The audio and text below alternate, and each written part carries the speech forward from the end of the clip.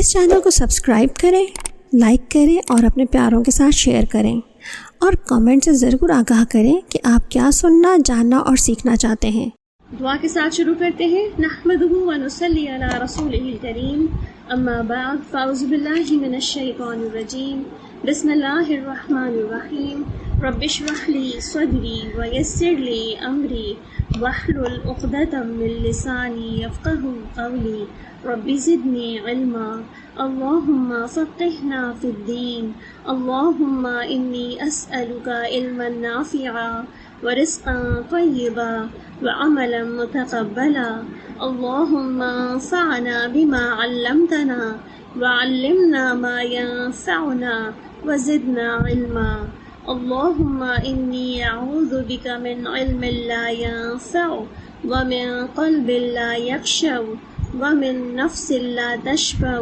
ومن دعوة لا يستجاب لها،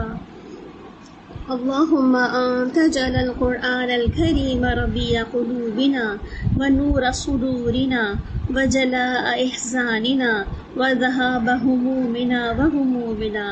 اے ہمارے رب، اس قرآن پاک کو ہمارے دلوں کی بہار، ہمارے سینوں کا نور، ہمارے غموں کو دور کرنے والا اور ہماری پریشانیوں کو دور کرنے کا ذریعہ بنا دے، آمین۔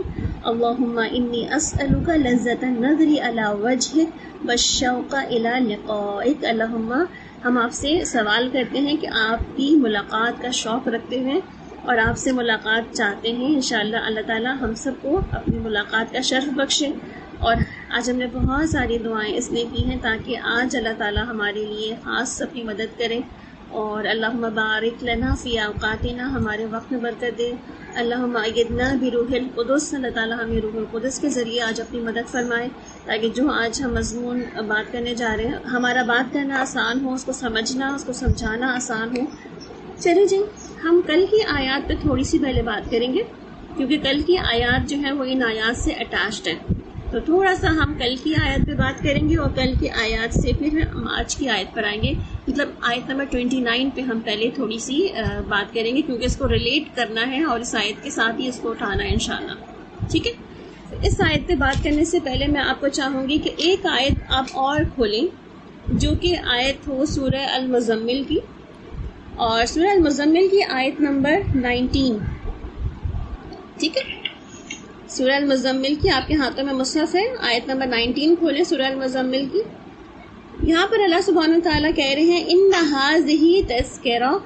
بالکل سیم وہی آیت ہے جو ہم نے کل پڑھی، ان ھذہ تذکرہ فمن شاء اتخذ الی ربہ سبیلا۔ اور یہاں پر اللہ سبحانہ وتعالیٰ جو پیچھے بات کر رہے تھے وہ کیا بات ہو رہی تھی؟ یہاں پر السماء منفطر بہ، کہ آسمان پھٹ جائے گا، قیامت آ جائے گی، اور قیامت جب آئے گی تو اس وقت جو ہے بچے بوڑھے ہو جائیں گے۔ تو یہاں پر چونکہ اللہ سبحانہ تعالیٰ قیامت کے پس منظر میں یہ آیت لے کر آ رہے تھے کہ یہ تو تذکرہ ہے، یعنی قرآن پاک ایک تذکرہ ہے، جس کا جی چاہے وہ اس راستے کی طرف آ جائے، یعنی کہ قیامت کے بڑے تذکروں کو بتا کر کے اللہ سبحانہ تعالیٰ کیا فرمایا، جس کا جی چاہیے۔ کل والی وہی بات جو ہم نے کہی تھی کہ ایک کام اگر اللہ سبحانہ تعالیٰ نے کہا کہ جو چاہے کر لے، تو یہاں پر اللہ تعالیٰ نے ہمیں وہ چوائس نہیں دی کہ تم چاہو یا نہ چاہو،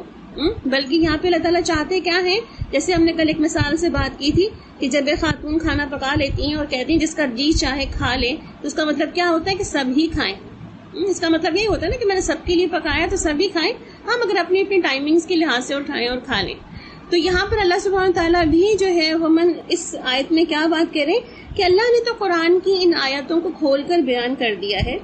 یہی تذکرہ ہے، یہی نصیحت ہے، یہی یاد دہانی ہے، اور یہاں سے اللہ تعالیٰ فرما رہے ہیں کہ جس کا جی چاہتا ہے اس راستے پہ چلنا وہ چلے۔ اس کا مطلب ہے کہ میکسیمم اور زیادہ تر لوگوں کو انہی راستوں پر ہی چلنا چاہیے، انہی راستوں کو اختیار کرنا چاہیے۔ اچھا، پھر ان ھذہ، یہاں پر آپ دیکھ رہے ہوں گے ان ھذہ، اور وہاں پر بھی ھذہ تھا سورہ الانسان میں، اگر آپ نکال لیں آیت نمبر جو ہاں پر ہم نے چھوڑی تھی، آیت نمبر 29 پہ کل کا لیسن میں آپ دیکھیں اگر تو وہاں پر بھی کیا تھا، ان ھذہ۔ اچھا، یہاں پر جو سورہ انسان میں ان ھذہ آیا تھا اس کے پیچھے کیا تھا کہ یہاں پر اللہ تعالیٰ دنیا کا ذکر کر رہے تھے کہ یحبون العاجلہ یذرون الآخرہ والی بات تھی، پھر شددنا اسرہم کی بات تھی یہاں پہ کہ جوڑوں کو پٹھوں کو مضبوط بنا دیا۔ تو تو یہاں پر اللہ سبحانہ تعالیٰ نے بات جو پیچھے کی تو اس بات سے یہاں پر آگے بات لے کے چلی کہ ان حاضی تذکرہ، یعنی کہ یہ جو سب کچھ بیان کیا ہے کہ دنیا کیا ہے، آخرت کیا ہے، اور انسان کو کیسی تخلیق کی ہے اللہ سبحانہ تعالیٰ نے، یہ سب بتا کے کہا کہ ان حاضی تذکرہ، یعنی یہ بھی تذکرہ ہے. ٹھیک ہے، قیامت کا بھی ایک تذکرہ تھا، اور یہاں پر انسان کی جو اعضاء کی مضبوطی ہے، اس کی فیملی کی مضبوطی ہے، یا اس کے جو ہے اللہ سبحانہ تعالیٰ نے جو اس کے سب کچھ رکھا اس کے اندر جو ہے، تو وہ سب کیا ہے، وہ بھی ایک تذکرہ ہے. یعنی کہ دونوں تذکرے ہیں، اور دونوں کے بارے میں بعد میں کیا کہا، فمن شاء اتخذ الی ربہ سبیلا، جس کا جی چاہتا ہے راستے پہ آ جائے، اور جو چاہتا ہے اس کو اختیار کر لے. تو یہاں پر ایک طرح موضوع سیم ہے، سوائے یہاں پہ تذکرہ فرق ہے. یہاں پہ قیامت کا تذکرہ ہے، اور یہاں پر انسان کی تخلیق کا تذکرہ ہے. ٹھیک ہے، اب آ جائیں اس کے بیچ میں، سورہ المزمل کے بیچ میں سورہ المدثر آتی ہے، اور سورہ المدثر کی آیت نمبر آخری آیتوں پہ آ جائیں، لاسٹ 3 آیات، آیت نمبر 54، 55 اینڈ 56. 54 دیکھیں، کلا انہ تذکرہ، بے شک یہ تذکرہ ہے. کلا ہرگز نہیں، انہو بے شک وہ، تذکراتن ایک تذکرہ ہے. یہاں پر کس چیز کو تذکرہ کہا جا رہا تھا؟ یہاں کا پیچھے اگر آیتوں کو آپ غور کریں تو یہاں بات ہو رہی ہے کہ اللہ تعالیٰ فرمانا بل یرید کل امرئ منہم ان یؤتی صحف منشرہ. یہاں پہ کتاب کی بات ہو رہی ہے کہ کتاب میں اللہ سبحانہ تعالیٰ نے سارے جو چیزیں ہیں اس کو منشرہ لکھ دی ہیں، اور اس کے بارے میں کہا جا رہا ہے کہ کلا انہ تذکرہ. یہاں پہ قرآن تذکرہ ہے بیسیکلی اٹ سیلف نا، یا قرآن ہی ایک تذکرہ ہے. اور اس لیے آپ دیکھ رہے ہیں کہ دونوں کے ضمائر میں فرق آ رہی ہے. یہاں پہ انہو ہے، وہاں پہ ان حاضی ہے. حاضی کیوں ہے؟ وہاں مؤنث کا صیغہ تھے دونوں، یہاں مذکر کا صیغہ ہے، اس لیے یہاں پہ انہو کی بات ہو رہی ہے. کہ یہاں قرآن کی بات ہو رہی ہے کہ انہو تذکرہ، کہ قرآن پاک خود بخود ایک تذکرہ ہے. فمن شاء ذکرہ، جو چاہے اس کو پڑھے، جو چاہے اس سے نصیحت لے، جو چاہے اس یاد دہانی سے فائدہ اٹھائے. تو یہاں آپ دیکھ رہے ہیں کہ 3 آیتوں میں 3 جگہوں پہ 3 تذکرے کیے جا رہے ہیں. کیا؟ ایک جگہ قیامت کا واقعہ تذکرہ ہے، ایک جگہ پہ انسان کا اپنی پیدائش اور تخلیق تذکرہ ہے، اور یہاں پر قرآن پاک تذکرہ ہے. کیا لنک بنتا ہے ان تینوں کا آپس میں؟ اگر اس کو ہم موونگ بیکورڈ چلیں تو ہمیں کیا نظر آتا ہے کہ پہلے انسان ہے جس کی تخلیق کی گئی اللہ تعالیٰ نے، وہ تذکرہ خود اپنے اندر ایک بہت بڑی جو ہے وہ سائنس رکھتا ہے انسان. اس کے ہر فعل میں ڈھیروں نصیحتیں، یاد دہانی، عبرت انگیز واقعات موجود ہیں کہ انسان کو اسٹڈی کرنا شروع کر دیں. انسان تو دنیا کی سب سے کہتے ہیں نا انوکھی چیز جو ہے وہ ہیومن ہی ہے، جس کو ہم بہت ڈفرینٹ طریقے سے ایکسپلور کر رہے ہیں، اور ہر دفعہ کوئی نئی چیز جو ہے سامنے آ رہی ہے. پھر اللہ تعالیٰ اس قرآن پاک کو کہہ رہے ہیں کہ یہ تذکرہ ہے. اس کا مطلب ہے کہ ہیومن کو پڑھنے کے بعد اگر آپ اس کتاب پر آئیں جو کہ ہیومن مینول ہے، اس پر آ جائیں تو اللہ سبحانہ تعالیٰ فرمانا کہ یہ بھی تذکرہ ہے، یہ بھی نصیحت ہے. اور آپ دیکھ رہے ہوں گے کہ اب تک جتنا بھی ہم نے قرآن پڑھا، صرف ایک ہی صورت کے اندر کتنے مختلف اینگل سے ہم نے اس کو ڈسکس کیا. کہیں پر انسان کی تخلیق ہے، کہیں پر انسان کی جو ہے وہ جہاں جائے گا انسان وہاں کی جو ہے وہ خوشنما اور خوش منظر جو ہے وہ تصویریں ہیں، اور کہیں پر اللہ سبحانہ تعالیٰ فرما رہے ہیں کہ کچھ اعمال ہیں جس کو کرو گے تو جاؤ گے. تو اللہ تعالیٰ ڈفرینٹ جو ہے وہ طریقوں سے قرآن پاک کے اندر بتا رہے ہیں کہ یہ بیسکلی تذکرہ ہے، یہ بیسکلی نصیحت ہے، اور اس نصیحت کو اپناؤ گے تو ہی جو ہے وہ آگے کی منزل آسان ہوگی. یعنی انسان اس مینول کو جب تک ساتھ لے کے نہیں چلے گا اس وقت تک آگے کی منزلیں اس کے لیے آسان ہو ہی نہیں سکتی. اس کو پتہ ہی نہیں ہے کہ اپنی جو اس کو اللہ تعالیٰ نے سارے کے سارے کہتے ہیں نا آزاد دے رکھے ہیں، اس کی عقل اور سوچ دے رکھی ہے، اس کو اس کے جذبات دے رکھے ہیں، اس کو وہ کہاں کس طرح کس قدر یوز کر سکتا ہے اس کو. پھر اگر ہم بیکورڈ ہی چل رہے ہیں تو ہم بیکورڈ میں جا کے سورہ مزمل کی آیت کو دیکھیں تو یہاں پر اللہ تعالیٰ قیامت کا ذکر کر رہے ہیں کہ ایون کہ انسان کے لیے ایک چیز جو طے کر دی گئی ہے وہ کیا ہے؟ قیامت کا آنا، جو کہ آئے گی ہی. اور یہ بھی ہمیں سب کو پتا ہے کہ یہ ایک ایسا فیکٹ ہے کہ جس کو اللہ سبحانہ تعالیٰ نے قرآن پاک میں جا بجا کتنی ہی آیتوں میں ڈسکس کیا ہے کہ یہ ڈیفینیٹلی آئے گی. اس میں کسی قسم کا کوئی شبہ نہیں ہے. اور نہ صرف یہ کہ اس میں شبہ نہیں ہے بلکہ سائنس بھی اس کو بہت طرح سے اپروو کرتی ہی چلی جا رہی ہے کہ ایک بگ بینگ تھیوری ہوئی تھی اور ایک بعد میں بھی ایک ایسا ہی بگ بینگ ہوگا جب کائنات تباہ ہو جائے گی. تو یہاں سے ہمیں کیا پتہ چل رہا ہے کہ تیسرا بڑا جو مین سمجھنے کی جو ہمیں اس تذکرے کی بات ہے وہ قیامت کا ذکر ہے. یعنی کہ انسان کی اپنی خود کی تخلیق، اس قرآن پاک کا ذکر اور انسان کی واپسی کا ذکر. یہ 3 چیزیں جو ہیں وہ خاص تذکرہ ہیں کہ انسان کو پتہ ہونا چاہیے کہ وہ آیا کیوں ہے اس دنیا میں, what is the purpose of his being, کہ وہ کیوں آیا ہے دنیا میں, اس کو کیا کرنا ہے یہاں آ کر کے. پھر وہ جب آیا ہے تو اس کو اللہ تعالیٰ نے اس کے لیے ہدایت نامہ کہاں دیا ہے. اللہ تعالیٰ فرماتے ہیں نا سورہ البقرہ کے اندر ہی پر فرماتے ہیں آدم علیہ السلام کو کہ جب ہم تمہیں دنیا میں بھیج دیں اور تمہارے لیے کوئی بھی ہدایت بھیجیں گے تو تم اس ہدایت کی پیروی کرنا. یہ تو بہت ہی ارلی اسٹیج میں آدم علیہ السلام کو بتا دیا تھا کہ دنیا میں انسان کو بھیجا تو جا رہا ہے مگر انسان کو ایز اٹ از چھوڑ نہیں دیا جائے گا. یہ تو رکا سدا نہیں ہوگا کہ جاؤ تم جہاں مرضی ہے جو دل چاہے کرو, بلکہ اس کو ساتھ ساتھ میں گائیڈ لائن بھی دی جاتی رہے گی. اور اس کے لیے تعالیٰ نے انسان کو گائیڈ لائن دے دی ہے جو الٹیمیٹ بک ہمارے ہاتھوں میں موجود ہے, اس کو قرآن پاک ہم کہہ رہے ہیں. پھر آپ دیکھیں اگر انسان کو صرف اور صرف کتاب دے دی جائے اور انسان کو اس کا مقصد حیات بتا دیا جائے اور اس کو یہ نہ بتایا جائے کہ اس کا الٹیمیٹ گول کیا ہے, وہ کہاں کے لیے سفر کر رہا ہے, اس کو کدھر جانا ہے. تو وہ دنیا میں گیا, کتاب تو اس کو مل گئی مینول کے طور پر, مگر اس کا سفر کس طرف ہے, اس کو جانا کدھر ہے, آگے کی منزلوں میں کیا ہے منزلیں. اور اسی صورت میں آپ دیکھتے ہیں کہ اس میں اللہ تعالیٰ نے ہمیں دونوں ہی منزلیں بہت ہی ڈیٹیل سے بتا دی ہیں کہ یہ ہیں اللہ سبحانہ تعالیٰ کی وہ منزلیں جس کے لیے انسان کو کوشش کرنی چاہیے, اور جس کے لیے وہ کوشش کرے گا وہ اس کو پا لے گا, اور جس کے لیے وہ کوشش نہیں کرے گا اور اس کو پس پش ڈال دے گا تو وہ اس کے لیے پھر اس کو وہ نہیں ملے گی. تو ہم نے ان 3 آیتوں میں 3 عقائد کی بات دیکھی ہے. 3 عقیدے ہیں یہاں پہ, کیونکہ ہمارا عقیدہ یہ ہے کہ اللہ سبحانہ تعالیٰ نے اس کائنات کو پیدا کیا, اس کائنات کی ہر چیز اللہ نے تخلیق کی ہے اور انسان کو بھی تخلیق کیا. اللہ تعالیٰ نے اپنی کتابوں کی بھی تخلیق کی ہے. پھر اللہ تعالیٰ نے جو ہے وہ ایک قیامت کا بھی دن تخلیق کیا ہوا ہے, اور اسی میں ہمارا پہلا ایمان بن جاتا ہے کہ اللہ پر ایمان, اس کے بعد اللہ کی کتابوں پر ایمان, اور اسی طریقے سے اللہ کی قیامت کے دن پر ایمان. اچھا, اب ہم اس میں ایک اور نقطے پہ اگر غور کریں تو یہاں پر اللہ تعالیٰ کیا فرما رہے ہیں, فمن شاء اتخذ الی ربہ سبیلا, جس کا جی چاہے وہ اپنے رب کے راستے کی طرف چل پڑے. اچھا, پھر رب کا راستہ کیا تھا؟ کل ہم نے اس کو بہت ڈیٹیل سے دیکھا کہ سبیل ربک کیا ہوتا ہے, اور قرآن میں جا بجا بھی ہے سبیل کے بارے میں بات ہوگی. انا ہدیناہ السبیل میں بھی ہم نے سبیل کو بہت ڈیپلی ڈسکس کیا تھا کہ سبیل کیا ہے. پھر اللہ تعالیٰ یہاں پہ آگے کی جو آیت ہے جس کو ہم آج موضوع بنانا جا رہے ہیں وہ کیا ہے, وما تشاؤون, اور نہیں تم چاہتے, وما تشاؤون, اور نہیں تم چاہتے, الا مگر ان یشاء اللہ, مگر یہ کہ چاہے اللہ. یعنی کہ تم نہیں چاہتے مگر یہ کہ جو چاہے اللہ. اس کا کیا مطلب ہوا کہ ہم نہیں چاہتے مگر یہ کہ اللہ چاہے. ان اللہ کان علیما حکیما, بے شک اللہ تعالیٰ سب کچھ جاننے والا اور کمال حکمت والا ہے.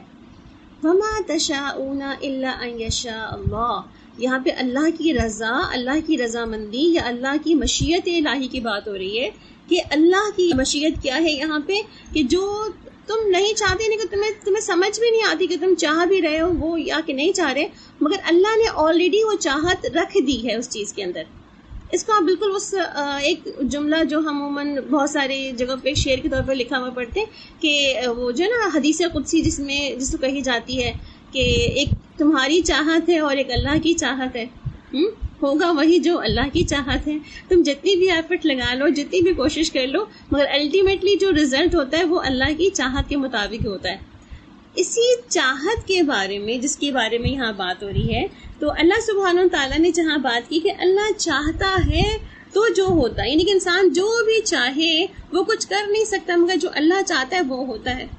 اب یہاں امام راضی کہتے ہیں کہ چونکہ اللہ سبحانہ تعالیٰ کہہ رہا ہے اپنے بارے میں کہ هو الاول والآخر والظاہر والباطن, کہ اللہ اول بھی ہے اور آخر بھی ہے, ظاہر بھی ہے اور باطن بھی ہے. اس کا مطلب کیا ہے کہ اللہ سبحانہ تعالیٰ جو ہے وہ تو سب کچھ جانتے ہیں. وما تشاؤون الا ان یشاء اللہ, کائنات میں جب کچھ بھی نہیں تھا تو اللہ کی ذات تھی, اور کائنات میں جب کچھ بھی نہیں ہوگا تو بھی اللہ کی ذات ہوگی.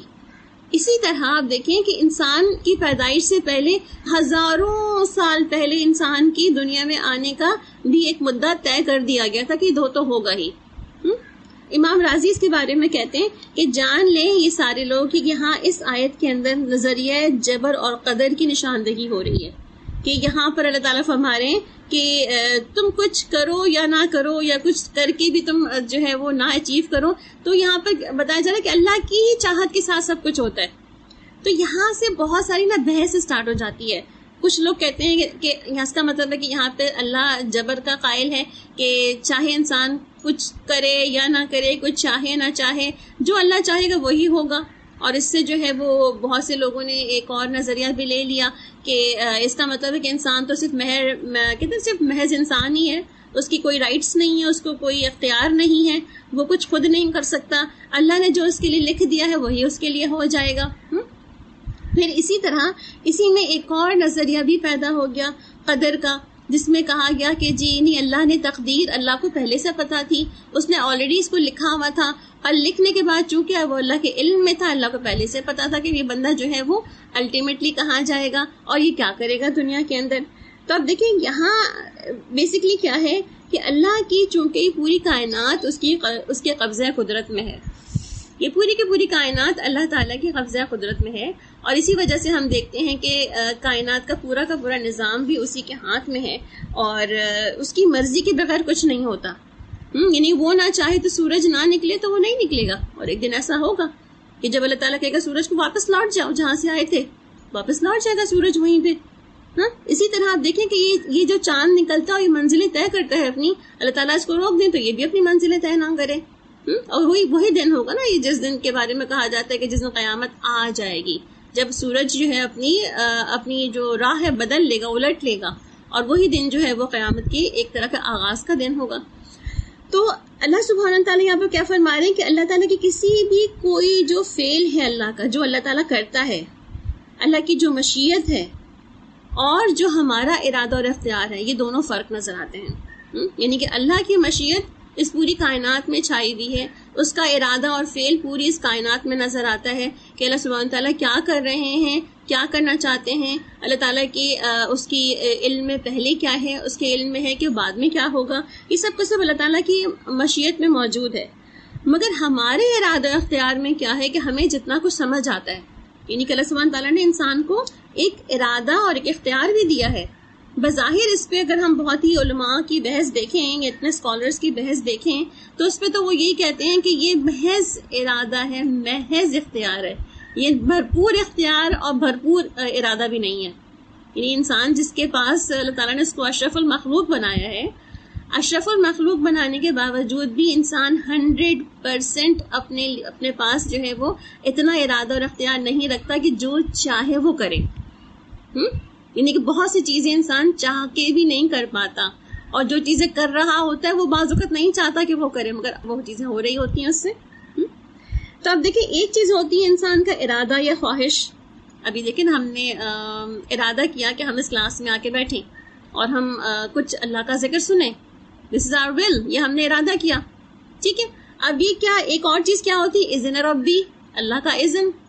اللہ کا اذن یہ بھی ہو سکتا ہے کہ آپ کی نعوذ باللہ اللہ نہ کرے ایسا ہو کہ لائٹ چلی جائے، یعنی آپ کا ارادہ تھا مگر لائٹ کا چلا جانا، یا انٹرنیٹ جو ہے وہ کسی طرح سے ویک ہو جائے اور سگنلز نہ آئیں اور ڈراپ ہونے شروع ہو جائے بار بار، تو کیا ہوگا کہ یہ بھی آپ کی سننے میں، آپ کی اس میں رکاوٹ بن جائے گا. اسی طرح بہت سی چیزوں میں دیکھ سکتے ہیں، آپ کا کہیں بھی کچھ بھی کام کرنے کا ارادہ ہوتا ہے اور پھر وہاں سے کیا ہوتا ہے کہ کوئی چیز آپ کو روک بھی دیتی ہے. آپ گھر سے نکل رہے تھے، آپ نے گاڑی میں بیٹھے کہیں جانا تھا، مگر کیا ہوا، نکلتے ہی پتہ چلا کہ جی دونوں ٹائر ہی فلیٹ ہوئے پڑے ہوئے، ایک تو اسٹیپنی موجود تھی، دوسری تو تھی نہیں. اب کیا ہے، اب اس کو لے جا کے بنوانا کرنا، اب وہ جو جتنا ٹائم پیریڈ آپ نے وہ رکھا تھا کہ آپ نے اس ٹائم سے اس ٹائم تک یہاں پہنچ جانا ہے، اب کیا ہوا، آپ اس ٹائم پہ تو نہیں پہنچ پائے، آپ اس سے بہت ڈیلے کر کے پہنچ پائیں گے پھر اس کے لیے. یا پھر آپ بعد میں کہیں گے چھوڑو آج کے دن آپ یہ بھی کر سکتے ہیں نا کہ چلو میں لگ جاؤں، نہیں مجھے آج ہی کرنا ہے یہ کام، اور میں چلو لیٹ ہی پہنچ جاؤں مگر پہنچوں گا ضرور میں. اور یہ بھی ہو سکتا ہے چلو چھوڑو آج اللہ کی مرضی نہیں ہے، اور دونوں ہی کام چونکہ مشکل ہیں کہ میں کہاں اتنی دھوپ گرمی میں اور روزے میں جا کے ٹائر بنواؤں، پھر لے کر آؤں، ایک ہی ٹائر کے اسٹیپنی دوبارہ لگواؤں، اور اس کے بعد یہ تو سارا دن میرا آدھا دن اسی میں نکل جائے گا، اور ویسے ہی روزے میں ایگزاسٹ ہو جاؤں گا، اس کے بعد پھر آگے جا کر تو وہ کام بھی نہیں ہوگا جس کام کے لیے جا رہا تھا. لیو اٹ، کل کریں گے اس کو. تو ہم نے کیا کیا، ہم نے ارادہ کیا تھا کام کرنے کا، ہم نے اس کے لیے جو ہے پلاننگ بھی کر لی تھی, تیار بھی ہو گئے, باہر بھی نکل پڑے, مگر ہوا کیا کہ وہاں پر اذن ربی آ گئی اور ہم وہاں پر رک گئے اور ہم وہاں سے آگے نہیں بڑھ پائے. تو پھر کیا ہوا کہ وہاں سے ہم نے کیا سوچا, یا تو کسی نے یہ سوچا اپنے ارادے کو دوبارہ عمل میں لا کے چلو کوئی بات نہیں, لیٹ ہو گیا تو اٹس اوکے, میں لیٹ ہی صحیح پہنچ تو جائے, کچھ تو ہو جائے گا نا, کام نہ ہونے سے تو کچھ ہونا بہتر ہے. ایک ایٹیٹیوڈ تو یہ ہوتا ہے نا. اور دوسرا کیا ہوتا ہے ایٹیٹیوڈ, چھوڑو آج کا دن اچھا ہی نہیں ہے, نکلتے ہی گھر سے کام خراب ہو گیا, اس کا مطلب آج تو نکلنا ہی نہیں چاہیے. وہ جو ہم کہتے ہیں نا بازو کا کالا کوا آ گیا, کالی بلی نے راستہ کاٹ لیا. تو خیر یہ تو الگ بات, توہمات کی الگ بات ہو رہی ہے, یہاں پہ توہمات کی بات نہیں کر رہے ہم. تو پھر کیا ہوتا ہے کہ پھر انسان کہتا ہے کہ چلو چھوڑو, آج کا دن کا اسٹارٹ ہی اچھا نہیں ہوا, اس کا مطلب ہے کہ یہ کام لگتا ہے آج ہونا ہی نہیں تھا, اور پھر وہ کام اس دن نہیں ہوتا. جو نکل جاتا ہے کام کے لیے اس کے کام کا کچھ پرسنٹیج تو ہو جاتا ہے نا. مگر اور بعض اوقات یہ بھی ہوتا ہے کہ چلو آپ نے بہت محنت کی, آپ گھر سے باہر نکل بھی گئے اور آپ جہاں پہنچنا تھا وہاں پہنچ بھی گئے, جہاں پہنچنا تھا آپ نے وہاں آپ پہنچ گئے, مگر جس نے وہاں پہنچنا تھا آپ کے لیے وہ وہاں نہیں پہنچا.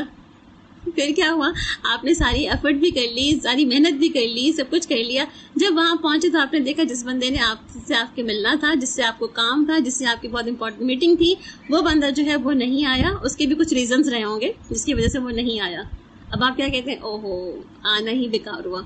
اتنی محنت کر لی میں نے مگر آنا بیکار ہوا. مگر آپ دیکھیں اس ساری محنت میں کیا ہوا کہ آپ نے ایک کام کر لیا کہ جو آپ نے کام بعد میں کرنا تھا, اپنے ٹائر کو صحیح کروانا یا اپنی گاڑی کو صحیح کرانا, یہ کام جو بعد میں کرنا تھا یہ آپ نے اس وقت بروقت کر لیا, اور وہ وقت جو تھا آپ کا صحیح کام میں یوٹیلائز ہوا, اور آپ پھر واپس کہتے ہیں کہ چلو کوئی بات نہیں, ہر ایک کے ساتھ مجبوری ہوتی ہے, اس کے ساتھ بھی ہو گئی ہوگی کوئی, پھر آپ واپس گھر آ جاتے ہیں.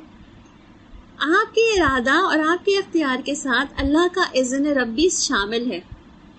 آپ اپنے ارادہ اور اختیار کو اذن ربی سے الگ الگ نہیں کر سکتے. یہ دس از ویری, کہتے ہیں نا کہ بہت ہی فائن لائن ہے, بہت ہی باریک نقطہ ہے کہ جس کو ہمیں یہاں پر سمجھ لینا چاہیے.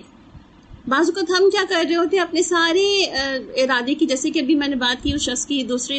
تھاٹ کی, کہ وہ یہ بھی کہہ سکتا ہے کہ چلو آج اللہ کی مرضی نہیں ہے, میں گھر بیٹھ جاتا ہوں, آج اسٹارٹ ہی دیر اچھا نہیں ہوا تو میں جاتا ہی نہیں. تو وہ پھر بندہ کیا کہے گا, سب کچھ اللہ پہ ڈال کے بیٹھ گیا کہ جی میرے ارادے اختیار میں تو تھا ہی نہیں, میں نے تو بہت کوشش کی, بہت ارادہ کیا, مگر چونکہ اللہ تعالیٰ نے مجھے روک دیا تھا اس لیے میں نکلا ہی نہیں گھر سے باہر. ایک شخص تو کیا ہو سکتا ہے کہ وہ کہہ کہ میں رک گیا, اللہ نے روک دیا مجھے, اور اللہ پہ ڈال دی ساری باتیں کہ اس نے وہ چاہتا ہی نہیں تھا کہ یہ ہو. اور دوسرا شخص کیا کر رہا ہے, دوسرا شخص کر رہا ہے کہ وہ محنت کر رہا ہے, چلو کوئی بات نہیں, لیٹ ہو گیا تو اٹس اوکے, لیٹ ہو جاؤں گا, پہنچ تو جاؤں گا ایٹ لیسٹ. مگر کیا ہے کہ اس میں ساری وہ ایفرٹ کر رہا ہے. وہ ایفرٹ کیوں کر رہا ہے, اس لیے کہ جو کام اللہ نے ہمارے ذمہ لگائے ایٹ لیسٹ اپنے ارادے کو تکمیل تو پہنچائیں. ہمارے ارادے میں صرف کیا اتنا ہی شامل ہوتا ہے کہ ہم بس وضو کر لیں جا کے, یعنی کہ وضو کر لیا میں نے, اب اللہ چاہے گا تو مجھے نماز پڑھوا لے گا مجھ سے, ایسا ہوتا ہے. یا ہم یہ کہتے ہیں نہیں وضو تو کر لیا تو بس نماز پہ کھڑے ہونا ہے. یہ تھوڑی کہتے ہیں کہ بس وضو کر کے تو میں اللہ تعالیٰ نکل آئی ہوں, بس آپ چاہیں تو اب نماز پڑھوا لیں مجھ سے, ورنہ تو میں بس سستی کے ماری اب سو ہی جاؤں گی. یہ تو نہیں ہوتا نا. ہم کیا کرتے ہیں, فٹافٹ ہی جا کے جہاں نماز پہ کھڑے ہوتے ہیں, ہمیں پتا ہوتا ہے کہ ہم سستی کریں گے, لیٹ کریں گے, نماز ہماری اور لیٹ ہو جائے گی. تو اس میں کیا تھا, ہمارے ارادے کے ساتھ اللہ کا ارادہ مکس اینڈ میچ ہوتا ہے تو جا کے ہمارے کوئی کام جو ہے بنتے ہیں. اور جہاں ہمارا ارادہ شروع ہوتا ہے وہیں سے ہمارا اذن ربی بھی شروع ہو جاتا ہے, کہ اللہ تعالیٰ کا اذن بھی یہی تھا کہ تم یہ کرو اس وقت. سمجھ آ رہی ہے بات؟ اس کا مطلب کیا ہوا کہ انسان عمل کو تو اٹھانے والا ہے, اور انسان جو عمل کر رہا ہے اس عمل کا خالق بھی اللہ سبحانہ تعالیٰ کی ذات ہے. اس کا مطلب ہے کہ ہر فعل اللہ کا ہوتا ہے اور ہر فاعل حقیقی بھی اللہ سبحانہ تعالیٰ خود ہیں. مگر انسان کے ساتھ اللہ تعالیٰ نے چیزیں کیا لگا دی ہیں کہ انسان ارادہ کرے گا. ہم نے پیچھے پڑھا سعی کرنا, کوشش کرنا, اور سعی مشکور ٹھہرتی ہے. اور ہم نے کیا اس میں ڈسکس کیا تھا کہ اللہ تعالیٰ کیا چاہتے ہیں کہ بندہ کوشش تو کرے, بھلے سے اس کو وہ چیز نہ ملے, بھلے سے وہ چیز جو ہے وہ اس کو قابو میں نہ آ جائے, مگر ایٹ لیسٹ وہ اس راستے کی طرف نکلے تو صحیح. کوشش تو کرے, کوشش کرے گا تو وہ پا لے گا, اس کی سعی مشکور ٹھہرے گی. جسے ہم نے ڈسکس کیا تھا اسی کے اندر کہ جیسے 100 بندوں کا قاتل تھا, اس نے سعی تو کی تھی, چل تو پڑا تھا اس راستے کی طرف, اس لیے اللہ تعالیٰ نے کیا کیا, اس کا انجام بہتر کر دیا. اسی طرح ہم نے وہ بھی ڈسکس کیا تھا, ایک زانیہ عورت تھی, جس نے کوشش کی تھی اس کتے کو پانی پلانے کی کہ چلو ایٹ لیسٹ میں خود پیاسی ہوں تو اس کے اوپر پیاس بجھا دیتی ہوں، تو اس نے کیا کیا، پانی پلانے کی کوشش کی، تو پھر اللہ تعالیٰ نے کیا کیا، اس کی سائی مشکور ٹھہری تھی. تو اللہ تعالیٰ چاہتے ہیں یہاں پہ کہ ہے تو سارا عمل کا خالق اللہ سبحانہ و تعالیٰ. ہم جو بھی کرتے ہیں، گھر سے باہر اٹھتے ہیں، نکلتے ہیں، کہیں جاتے ہیں، کسی سے ملتے ہیں، کچھ ہم کام کر کے آتے ہیں، ان سب کے اندر جو ہمارا سارا کا سارا جو عمل ہے، فعل ہے، ان سب کا خالق اللہ تعالیٰ ہے. اللہ تعالیٰ نے چاہا ہے کہ ہم یہ سب کچھ ایسے ہی کریں، ٹھیک ہے. اور کہیں جہاں پر ہمارا ارادہ اور اختیار کے باوجود بھی ہم کہیں رک جاتے ہیں اور ہم اسٹک ہو جاتے ہیں کسی بھی جگہ پر، تو وہاں پہ کیا ہوتا ہے کہ اللہ تعالیٰ وہاں سے ہمیں چیک کرتا ہے کہ اب انسان کیا سوچتا ہے، کیا کرتا ہے. اس کے لیے بھی اذن ربی موجود ہے کہ وہ کیا کرے گا. اللہ تعالیٰ کو پتہ ہے، چونکہ اللہ تعالیٰ انسانوں سے اسٹیپ فارورڈ ہے، آگے ہے کہیں سوچتا. اس کا علم جو ہے محیط ہے اللہ تعالیٰ کا پوری اس کائنات ہے، کہ وہ جو پہلے ہو چکا، یعلم ما فی آیت الکرسی کی جو آیت ہے، جو پہلے ہو چکا وہ بھی جانتا ہے، جو بعد میں ہونے والا ہے وہ بھی جانتا ہے. وہ تو اس کو تو پتہ ہے کہ آگے کیا ہونے والا ہے، یہ بندہ جو ہے آگے اور مزید کیا کرنے والا ہے. اسی طرح آپ دیکھیں کہ اللہ تعالیٰ جو ہے نا، یہ کہتے ہیں نا کہ انسان کے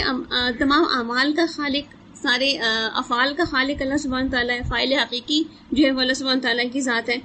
تو اللہ تعالیٰ کیا کہتے ہیں کہ تمہارے چاہنے سے کچھ نہیں ہوتا، کیونکہ عموماً ہم جب چاہتے ہیں تو وہ ہم کر نہیں پاتے. ہم ارادہ کرتے ہیں کہ روزہ رکھیں گے، مگر سحری میں آنکھ ہی نہیں کھولی، تو پھر کیا ہے، اب سوچتے ہیں کہ رکھیں کہ نہ رکھیں، سحری تو کری نہیں ہے.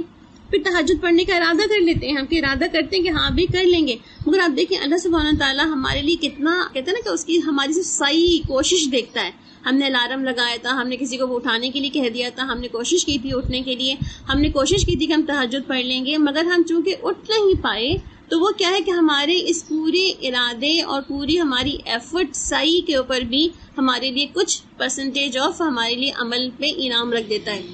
کہ ہاں اس بندے نے تھوڑی سی ایفرٹ تو کی ہے نا.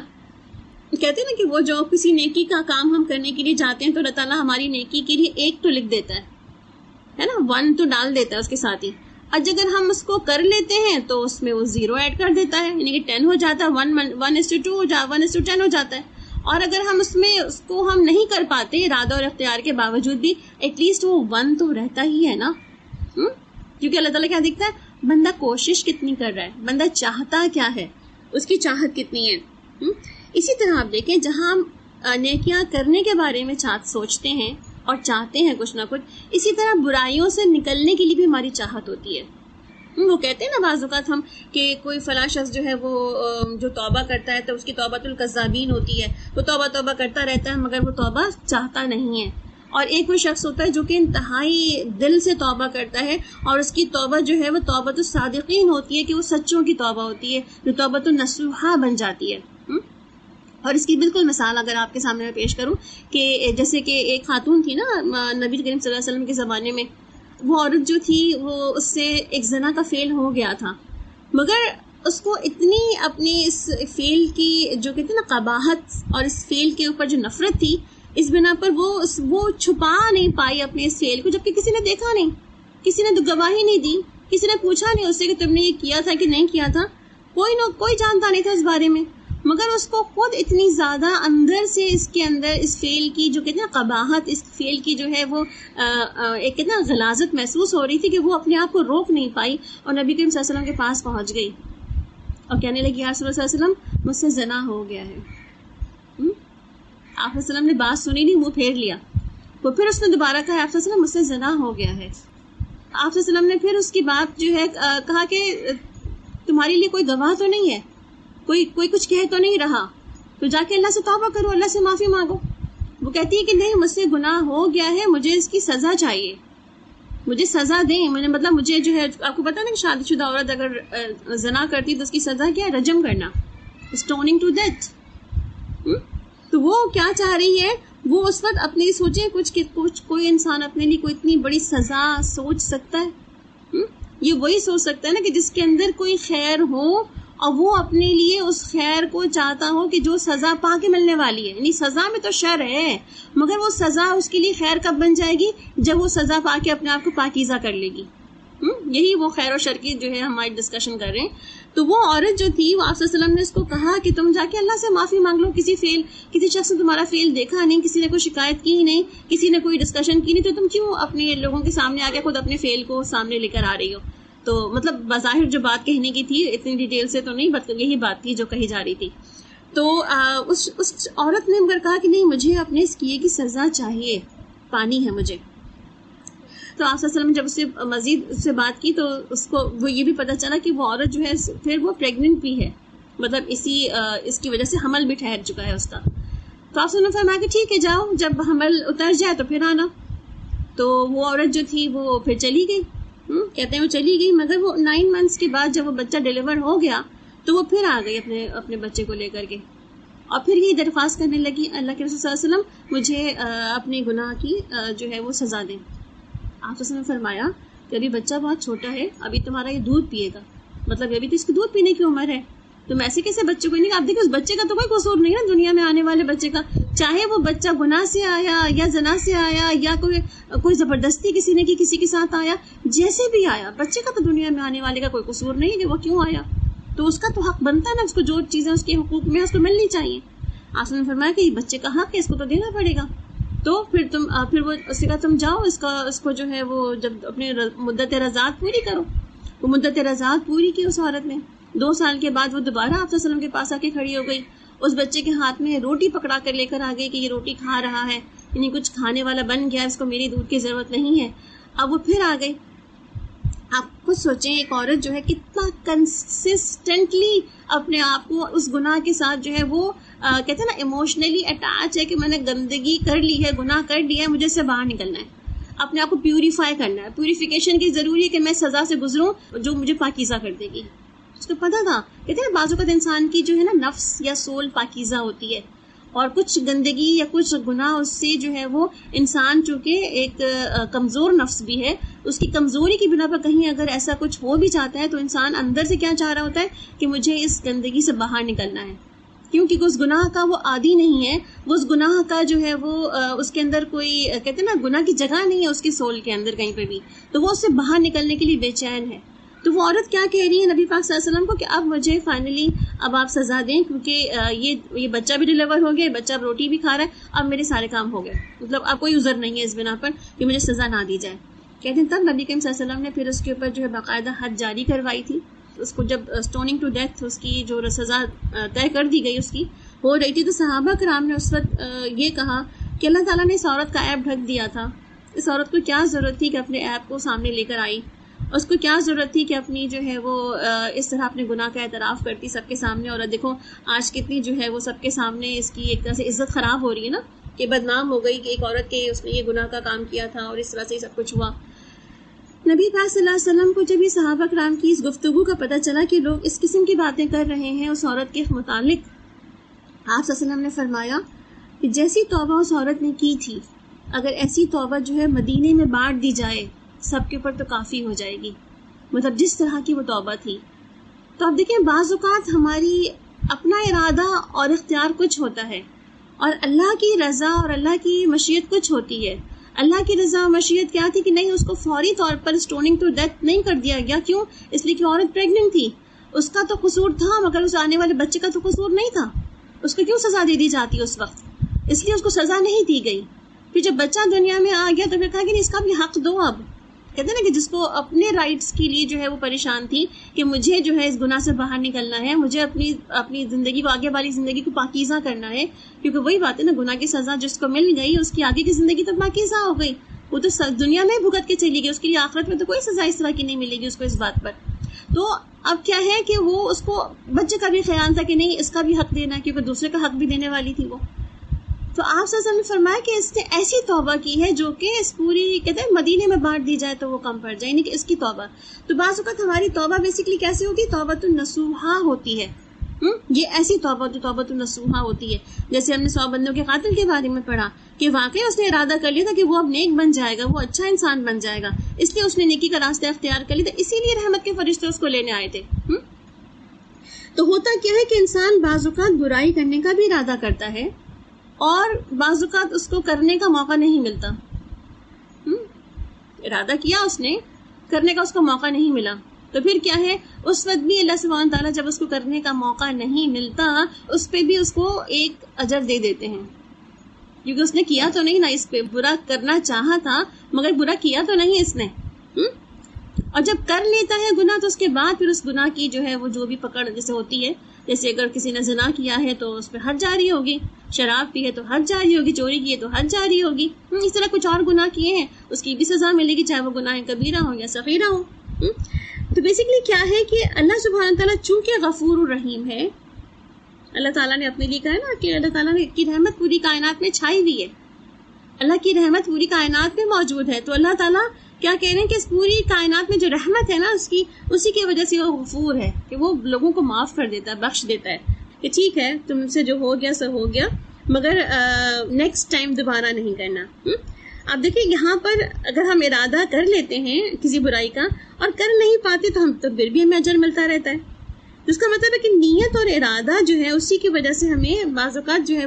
کچھ ثواب یا کچھ فائدے ہمیں اس ارادے اور نیت سے مل جاتے ہیں، بھلے سے کام ہمارا وہ انجام پا جائے یا نہ پا جائے اس کے اندر بھی۔ پھر آپ دیکھیں یہاں پہ جو اللہ تعالیٰ فرما رہے ہیں کہ محض تمہارے چاہنے سے کچھ نہیں ہوگا جب تک کہ اللہ نہ چاہے، یعنی کہ تم جو بھی چاہتے رہو، اللہ نہیں چاہتا نا تو پھر کچھ بھی نہیں ہونے والا، کیونکہ اللہ کی چاہت ہی سب سے بڑی چاہت ہے، اصل چاہت تو اسی کی ہے۔ اور سورہ فصلت میں تعالیٰ فرماتے ہیں نا اللہ نے تمہیں پیدا کیا ہے اور وہی سارے اعمال کا بھی خالق وہی ہے، سارے اعمال کی بھی خلقت کو بھی تخلیق اسی نے کیا ہے، تو تم چاہ کر بھی بہت سی چیزوں کو نہیں کر سکتے۔ اور یہاں پہ اسی طرح سے آپ دیکھیں یہ جبر اور قدر کا جو تلاطم کہتے ہیں نا امام رازی اس کے اندر، وہ اسی لیے کہتے ہیں کہ یہاں پر انسان کی ول بھی ہے اور یہاں پہ ارادہ بھی ہے، اور کہیں پہ اس کے ارادے کا ٹوٹنا بھی دیکھتا ہے وہ، کہ وہ جو چاہتا تو تھا وہ کرنا مگر کر تو نہیں پایا وہ، اس کا مطلب ہے کہیں پر وہ جبر یعنی کہ کہیں پر روک دیا گیا، کہیں پر اس کا خود کی مشیت تھی کرنے کی اور کہیں پر اس کو روک دیا گیا کہ بس آپ اس سے آگے نہیں بڑھ سکتے۔ پھر آپ دیکھیں کہ یہاں اللہ تعالیٰ کہہ رہے ہیں یہاں پہ جو مضامین آ رہے ہیں، اور اسی طرح سے ایک مضمون جو ہے سورہ تکویر کے اندر بھی آتا ہے، فَأَيْنَ تَذْهَبُونَ، تو پھر تم کہاں جا رہے ہو، کہاں بھاگے جا رہے ہو، کہاں کی منزل ہے تمہاری، کدھر جانے کا ارادہ ہے تمہارا، یعنی کہ جب تم بھاگ ہی نہیں سکتے، جیسے سورہ الرحمن کے اندر آتا ہے نا اللہ تعالیٰ فرماتے ہیں کہ تم اس پوری کائنات سے نکل کر بھاگ کر دیکھو تو تم وہاں سے بھی بھاگ نہیں سکتے۔ اب کائنات کو چھوڑ کے ہم کہاں جا سکتے ہیں، اتنا ول ارادہ قوت بھی لگا لیں یہاں سے نکلنے کی، لا تنفذون، ہم بھاگ ہی نہیں سکتے یہاں سے، اور بھاگ کے تو کہیں جا ہی نہیں سکتے، اس کائنات سے نکلیں گے تو اللہ کی کائنات میں ہی رہیں گے، صرف زمین کے سرکل سے باہر نکل جائیں گے نا، باقی تو اس کائنات کے اندر ہی رہیں گے، کائنات تو پوری اللہ سبحانہ تعالیٰ کی ہے۔ تو اللہ تعالیٰ فرما رہے ہیں تم کدھر جا رہے ہو، ہوش تو کرو تم کدھر جا رہے ہو، دماغ تو لڑاؤ کہ تم کدھر جا رہے ہو، تم جہاں جا رہے ہو کیا وہاں پہ جانا تمہارا لکھا تھا، اور اگر وہاں پہنچ بھی گئے ہو تو تم جو وہاں پہ کچھ کرنے جا رہے ہو تو وہ کیا تمہارے لیے وہی لکھا پڑا تھا۔ تو اب دیکھیں اللہ سبحانہ تعالیٰ یہاں پر کیا بیسیکلی کہہ رہے ہیں کہ وما تشاءون الا ان یشاء اللہ، کہ اللہ ہی جو چاہے وہی ہوتا ہے، اللہ جو نہ چاہے وہ نہیں ہوتا۔ اس کا مطلب کیا ہے، آخری انجام ہمارے آخری جو سب چیزیں ہیں وہ اللہ کے پاس ہی جو ہے وہ رکھی ہیں ہماری، اور اس کے بغیر جو ہے وہ کوئی کام پائے تکمیل تک پہنچتا ہی نہیں ہے۔ اسی بات کو اگر ہم تھوڑا سا اور آگے چل کے دیکھیں تو آپ دیکھیں کہ اچھی اور بری تقدیر کیا ہوتی ہے، اچھی اور بری تقدیر پر ہمارا ایمان کس قدر ہونا چاہیے، اس کے بارے میں بھی اگر ہم دیکھیں تو کتابیں تو ویسے بھری پڑی ہیں ہماری اس مضمون کے اوپر، مگر بہت سارے مضامین میں جہاں کہتے ہیں نا بہت کچھ لکھا جاتا ہے مگر اس مضمون میں بہت زیادہ لکھا نہیں جا سکتا، اس لیے لکھا نہیں جا سکتا کیونکہ کچھ چیزیں جو ہے وہ انسان کی خود کی سمجھ سے بھی باہر ہیں، انسان کیا لکھے گا اس کے اندر۔ تو سلف صالحین کے بارے میں آتا ہے کہ وہ اس بات کا پکا یقین رکھتے تھے کہ ہر خیر اور شر تو اللہ تعالیٰ کی طرف سے ہے، سارے فیصلے اور تقدیر اللہ کی ہی وجہ سے وجود میں آتے ہیں، جو اللہ چاہتا ہے وہی ہوتا ہے، ہر چیز اس کے ارادے کے مطابق ہی ہوتی ہے، کوئی چیز بھی اس کی مشیت سے یعنی کہ اس کی تدبیر سے خارج نہیں ہے، ہر اس چیز کے ہونے سے پہلے ہی اس کا علم ہوتا ہے اور وہ اپنے بندوں کے حالات سے واقف ہوتا ہے، یعنی کہ پہلے ہی سے اس کو پتا تھا کہ میرا بندہ جو ہے وہ کیا کرے گا، اور وہ یہ بھی جانتا ہے کہ اس بندے کا رزق کتنا ہوگا، اس کی عمر کتنی ہوگی، اس کے اعمال کیسے ہوں گے، چنانچہ اس نے اپنے علم کے مطابق جو ہے پوری کائنات کی ساری تقدیر جو تھی پہلے ہی لکھوا دی تھی۔ اور یہ پہلے کب لکھوا دی تھی؟ یاد کریں، کہتے ہیں نا کہ دنیا بننے سے قبل 50,000 سال قبل اللہ سبحانہ وتعالیٰ نے جب قلم کو تخلیق کیا تھا، تو اب دیکھیں قلم اٹ سیلف خود کیا ہے، ایک لکڑی کا قلم ہے یا تو کسی میٹل کا قلم ہے. آپ سوچیں کہ اللہ سبحانہ وتعالیٰ نے جب قلم کو بنایا، اور قلم کو آپ دیکھیں لکڑی کا قلم ہوگا یا میٹل کا قلم ہوگا، کسی بھی چیز کا قلم ہوگا، قلم میں اٹ سیلف لکھنے کی طاقت ہوتی ہے. آپ کے ہاتھوں میں ابھی بھی کچھ پینس رکھے ہوئے ہوں گے، رکھے یہ خود بخود چل رہے ہیں، خود بخود لکھ رہے ہیں کچھ بھی؟ یہ نہیں نا، جب تک آپ ہاتھ میں اٹھائیں ہی نہیں. ایسے ہی ہے نا کہ ہم سب بھی جو قلم ہاتھوں میں لے کے بیٹھے ہیں، مگر قلم سے جب لکھیں گے تبھی یہ قلم لکھے گا نا. خود بخود تو قلم نہیں چل پڑتا کہ خود بخود ہی چل پڑے اور لکھنا شروع کر دے. تو جب قلم کو اللہ تعالیٰ نے تخلیق کیا تو اس وقت ہی جو ہے وہ قلم نے پوچھا، اللہ تعالیٰ نے فرمایا کہ لکھو، تو اس نے پوچھا کہ کیا لکھوں. یعنی کہ آپ دیکھیں قلم کی تقدیر بھی اللہ کے ہاتھ میں ہی تھی، اس کی تخلیق بھی اللہ کے ہاتھ میں ہی تھی. اور اس کے بعد جب اللہ تعالیٰ نے اس کو کہا کہ لکھو تو اس کو بھی اللہ تعالیٰ نے خود ہی کہا کہ لکھو. اور پھر جب اس نے کہا کیا لکھوں تو اللہ تعالیٰ نے کیا فرمایا، اس کائنات میں جو کچھ بھی شروع سے لے کے اول سے لے کے آخر تک ہوگا وہ سب لکھ ڈالو. تو قلم نے کیا خود لکھا؟ نہیں نا. قلم نے کیا لکھا؟ جو اللہ تعالیٰ نے چاہا لکھوانا وہ لکھا اس نے. ٹھیک. اب اللہ تعالیٰ کی چاہت میں کیا تھا کہ اللہ تعالیٰ نے کس طرح سے کائنات کو ایکسپینڈ کرنا ہے، کائنات میں کون کون سی مخلوقات کو دنیا میں لانا ہے. پھر انسان نامی بھی ایک مخلوق دنیا میں آئے گی، اور اس کے بعد اس کے ساتھ جو ہے وہ کئی جو ہے وہ انبیاء اور رسول بھیجے جائیں گے، کتابیں بھیجی جائیں گی، اس کے لیے جنت و دوزخ رکھی جائے گی، اس کے لیے جو خیر و شر کے اعمال رکھے جائیں گے، اور اس کے ساتھ وہ ارادہ اور اختیار بھی دیا جائے گا اس انسان کو. تو یہ ساری چیزیں آلریڈی ریٹن ڈن لکھی ہوئی تھی پہلے سے ہی. کچھ بھی جو ہے وہ نیا نہیں تھا کہ انسان کو کیا ملے گا اور کیا دے گا. تو اللہ تعالیٰ نے ہر چیز کو پہلے سے ہی اپنے علم کے مطابق قیامت تک ہونے والے ہر کام کو قلم کے ذریعے سے لکھوا لیا تھا. اب آپ سوچ رہے ہوں گے جب سب کچھ ہی لکھا ہوا تھا، مطلب ہم کہاں پیدا ہوں گے، کس گھر میں پیدا ہوں گے، کیا نام ہوگا ہمارا، کیا عمر ہوگی ہماری، کیا رزق ملے گا ہمیں، کہاں جو ہے وہ ہمیں آگے جا کے زندگی میں کہاں کس عمر تک جائیں گے، کیا کچھ ملے گا، وہ سب کچھ آلریڈی لکھا ہوا ڈن موجود ہے. تو جب اللہ تعالیٰ نے سب کچھ خود ہی کرنا تھا تو پھر ہمیں کیوں بنایا، پھر ہمیں کیوں جو ہے وہ اللہ تعالیٰ نے کہا کہ میں نے ارادہ اور اختیار دیا انسان کو. اور اگر ہم کبھی برا کر لیتے ہیں تو پھر اللہ تعالیٰ ہمیں کیوں پکڑے گا ہمارے ارادے اور اختیار کے بنا پر، کیونکہ وہ تو سب کچھ خود ہی چاہتا تھا. تو اس کا مطلب کیا ہوا کہ اللہ تعالیٰ اپنے علم کی بنا پر وہ سب کچھ جانتا ہے کہ جو اس نے اس بندے کو بنا کے دنیا میں بھیجا ہے وہ کیا کیا کرے گا. اس کا مطلب یہ نہیں کہ آلریڈی وہ ڈن اس لیے ہے کہ اس نے انسان کو وہ چھوٹا سا تو ارادہ دیا نا، چھوٹا سا جو ارادہ اور اختیار دے رکھا ہے اس میں انسان اپنی تھوڑی سی مرضی تو چلا سکتا ہے نا. اب اگر میں کہوں کہ جی قلم لکھتا ہے، مگر میں ہاتھ پہ قلم پکڑوں ہی نہ اور اسے لکھنا شروع کروں ہی نہ، تو کیسے لکھے گا یہ؟ تو انسان کے ارادے میں کیا ہے کہ انسان اپنے ایک اسٹیپ آگے بڑھ سکتا ہے. وہی سورہ آپ حضرت علی رضی اللہ عنہ کی بات جو ہے وہ دوبارہ ذہن میں لے آئے کہ جب ان سے کسی نے پوچھا تھا کہ تقدیر کیا ہے، انسان کا ارادہ اور اختیار کیا ہے، تو انہوں نے کہا تم ایک پاؤں اٹھا لو، ایک پاؤں اٹھا لو، مگر دوسرا تم نہیں اٹھا سکتے. دوسرا اٹھا کے ہم ہوا میں معلق کیسے رہ سکتے ہیں؟ نہیں رہ سکتے نا. اس کا مطلب ہے کہ انسان کے اندر ارادہ اور اختیار کتنا ہے کہ بس وہ اتنا ارادہ اور اختیار کرتا ہے. باقی جو دوسرا جو ٹانگ ہے نا اس کی وہ اذن ربی ہے کہ وہ نہیں اٹھا سکتا دوسرے ٹانگ کو، وہ اذن ربی ہے. تو اس سے کیا پتہ چلتا ہے ہمیں کہ اللہ سبحانہ تعالیٰ نے اپنے علم کی حیثیت سے، اپنے بحیثیت قادر مطلق ہونے کی حیثیت سے اس کائنات کی ہر ایک چیز کو پہلے سے ہی لکھوا کے رکھا ہوا ہے. آلریڈی ریٹن ہے سب چیزیں. اور اس کے بارے میں اللہ تعالیٰ قرآن پاک میں خود ہی اپنے بارے میں بتاتے ہیں کئی جگہوں پر مثال دیتے ہوئے، اِنَّ كُلَّ شَيْءٍ خَلَقْنَاهُ بِقَدَرٍ، بے شک ہم نے ہر چیز کو ایک مقرر اندازے کے ساتھ پیدا کیا ہے. اور ایک اور جگہ اللہ تعالیٰ قرآن پاک میں ارشاد فرماتے ہیں سورہ القمر کی، یہ پیچھے والی آیت سورہ القمر کی آیت نمبر 49 تھی، اور دوسری والی آیت سورہ الفرقان کی آیت نمبر 2 ہے، وَخَلَقَ كُلَّ شَيْءٍ فَقَدَّرَهُ تَقْدِيرًا، اس نے ہر چیز کو پیدا کر کے ایک مناسب اندازہ ٹھہرا دیا ہے. سورہ احزاب کے اندر آتا ہے آیت نمبر 38 کے اندر کہ وَكَانَ أَمْرُ اللَّهِ قَدْرًا مَقْدُورًا، اللہ تعالیٰ کے کام اندازے پر مقرر کیے ہوئے ہیں. اس کا مطلب ہے کہ قرآن نے خود ہی اپنی تقدیر کی ثبوت کے لیے سبحانہ تعالیٰ نے کئی آیت میں بتا دیا کہ ساری چیزیں اندازے سے پیدا کر دی گئی ہیں، ایک اندازے کے مطابق مقررہ وقت کے مطابق اس کو بنا دیا گیا ہے، اندازہ ٹھہرا دیا گیا ہے. اور اس کے اندازے مقرر کر دیے گئے ہیں